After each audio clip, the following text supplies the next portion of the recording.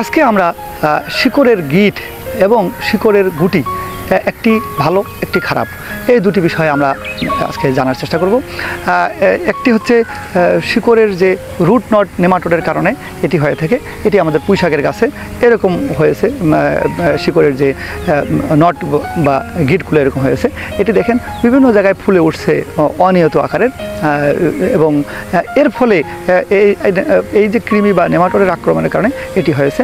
আর এটি হচ্ছে এই ধঞ্চা গাছের এই গুটি, শিকড়ে গুটি হয়েছে। এটি হচ্ছে রাইজোবিয়াম, একটা উপকারী ব্যাকটেরিয়া দিয়ে এটা হয়েছে। এটি বাতাসে নাইট্রোজেনকে এখানে ফিক্স করে এবং অ্যামোনিয়া তৈরি করে।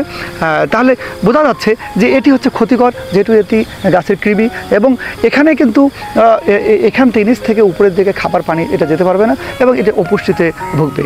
আর এটি কিন্তু তা হবে না, এটি আমাদের উপকারী।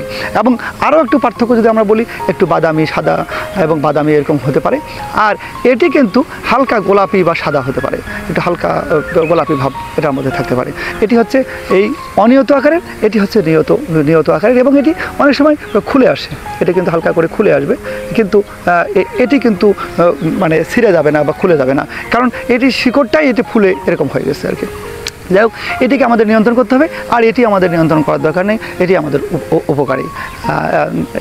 এটুকুই আমরা সকল যে ফুলে ওঠা শিকড়ের যে গিট বা শিকড়ের যে নট, সব কিছুই কিন্তু ক্ষতিকর না, কোনোটা ক্ষতিকর, কোনোটা উপকারী। আমাদের সাথে থাকবেন, ভবিষ্যতে আরও কোনো ভিডিও নিয়ে দেখা হবে। ধন্যবাদ।